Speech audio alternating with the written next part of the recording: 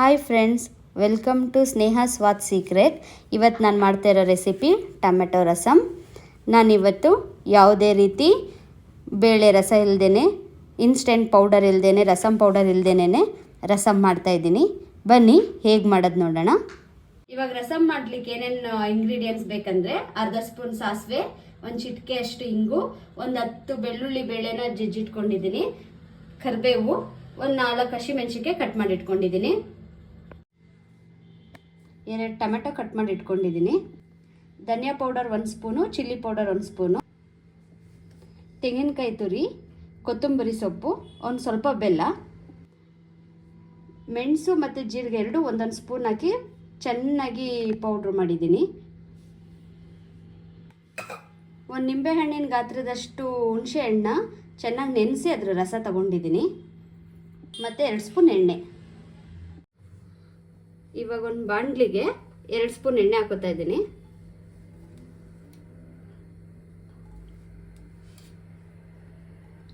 ಇವಾಗ ಎಣ್ಣೆ ಕಾದಿದೆ, ಸಾಸಿವೆ ಹಾಕೊಳ್ಳೋಣ.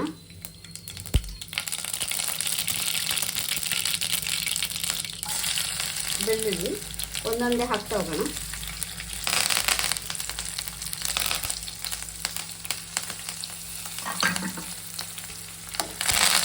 ಎಣ್ಣೆಲಿ ಫ್ರೈ ಆಗಿದೆ, ಟೊಮೆಟೊ ಆ್ಯಡ್ ಮಾಡ್ತೀನಿ.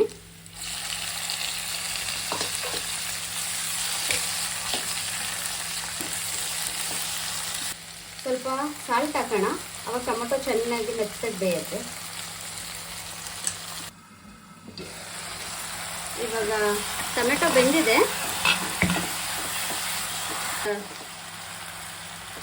ಇದಕ್ಕೆ ಚಿಲ್ಲಿ ಪೌಡರ್ ಮತ್ತು ಧನಿಯಾ ಪೌಡರ್ ಆ್ಯಡ್ ಮಾಡೋಣ. ಚೆನ್ನಾಗಿ ಎಣ್ಣೆಲಿ ಸ್ವಲ್ಪ ಫ್ರೈ ಮಾಡೋಣ ಇದನ್ನು. ಈ ಚಿಲ್ಲಿ ಪೌಡರು ಮತ್ತು ಧನಿಯಾ ಪೌಡರ್ ಮನೆಯಲ್ಲೇ ಮಾಡಿರೋದು, ಅಂಗಡಿಯಿಂದ ತರಬೇಡಿ, ಮನೆಯಲ್ಲೇ ಆದಷ್ಟು ಮನೆಯಲ್ಲೇ ಮಾಡ್ಕೊಳ್ಳಿ, ಹೆಲ್ದಿಯಾಗಿರುತ್ತಲ್ಲ ಅದಕ್ಕೆ. ಇವಾಗ ಎಣ್ಣೆಲಿ ಚೆನ್ನಾಗಿ ಚಿಲ್ಲಿ ಪೌಡರ್ ಎಲ್ಲ ಚೆನ್ನಾಗಿ ನೋಡಿ ಚೆನ್ನಾಗಿ ಬೆಂದಿದೆ. ಇವಾಗ ನಾನು ಇದಕ್ಕೆ ಹುಣಸೆ ರಸ ಹಾಕ್ತೀನಿ.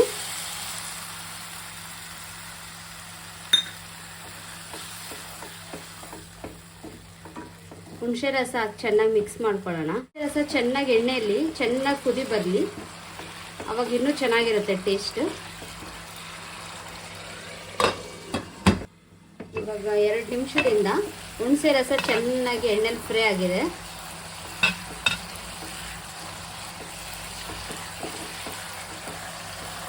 ಇವಾಗ ಇದಕ್ಕೆ ನೀರು ಹಾಕ್ತೀನಿ. ನೀರು ನಿಮ್ಗೆ ಎಷ್ಟು ಕನ್ಸಿಸ್ಟೆನ್ಸಿ ಬೇಕು ಅಷ್ಟು ನೀರು ಹಾಕ್ಕೊಳ್ಳಿ. ಇವಾಗ ನಾನು 3 ಜನಕ್ಕೆ ಆಗಷ್ಟು ಮಾಡ್ತಾ ಇದ್ದೀನಿ ರಸಮ್ಮು.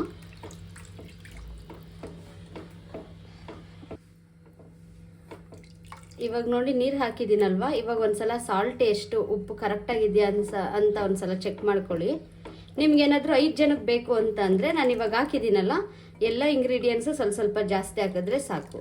ಇದಕ್ಕೆ ಇನ್ನೊಂದು ಲೋಟ ನೀರು ಹಾಕಿದ್ರೆ ಇನ್ನೊಬ್ರು ಊಟ ಮಾಡ್ಬೋದು, ಅಷ್ಟು ಎಕ್ಸ್ಟ್ರಾ ಆಗುತ್ತೆ. ನಾನು ಇಷ್ಟೇ ಸಾಕಂತ 3 ಜನಕ್ಕೆ ನಾನು ಮಾಡ್ಕೊಂಡಿದ್ದೀನಿ. ಇದು ಇವಾಗ ಚೆನ್ನಾಗಿ 10 ನಿಮಿಷ ಕುದಿಬೇಕು, ಕುದಿಯಕ್ಕೆ ಬಿಡೋಣ. ಇವಾಗ 10 ನಿಮಿಷ ಆಯಿತು ನೋಡಿ, ರಸಮ್ ಚೆನ್ನಾಗಿ ಕುದೀತಾ ಇದೆ.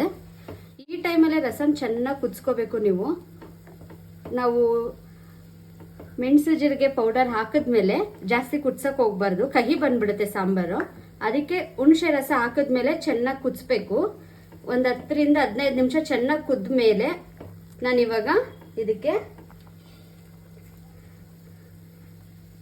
ಮೆಣಸು ಮತ್ತು ಜೀರಿಗೆ ಹುರಿದ್ಬಿಟ್ಟು ಕಲ್ಲಲ್ಲಿ ಕುಟ್ಟಿ ಪುಡಿ ಮಾಡಿರೋದು, ರೆಡಿಮೇಡ್ ಪೌಡರ್ ಹಾಕಬೇಡಿ.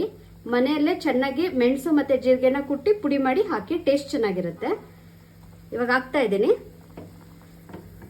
ನೋಡಿ, ಸ್ಮೆಲ್ ಘಮ ಘಮ ಘಮ ಅಂತ ಇದೆ, ಅರೋಮಾ ಸೂಪರ್ ಆಗಿದೆ.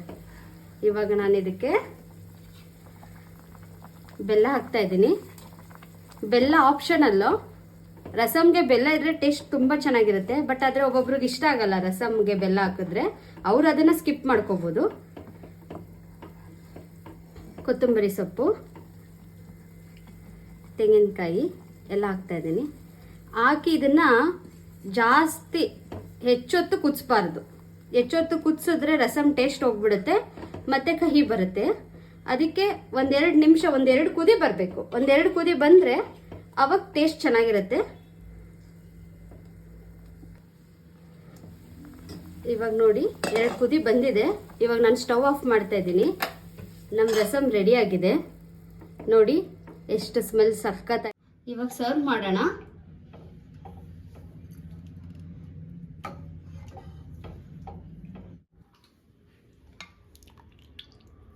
ರಸಮ್ ರೆಡಿ.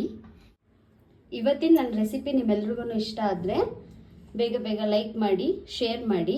ಗೊತ್ತಲ್ವ ನನ್ನ ಚಾನಲ್ ನಿಮ್ಮೆಲ್ರಿಗೂ ಸ್ನೇಹ ಸ್ವಾದ್ ಸೀಕ್ರೆಟ್. ನಿಮ್ಮೆಲ್ಲ ಫ್ರೆಂಡ್ಸ್ಗಳಿಗೂ ಶೇರ್ ಮಾಡಿ, ಸಬ್ಸ್ಕ್ರೈಬ್ ಮಾಡೋದು ಮರಿಬೇಡಿ. ಬಾಯ್.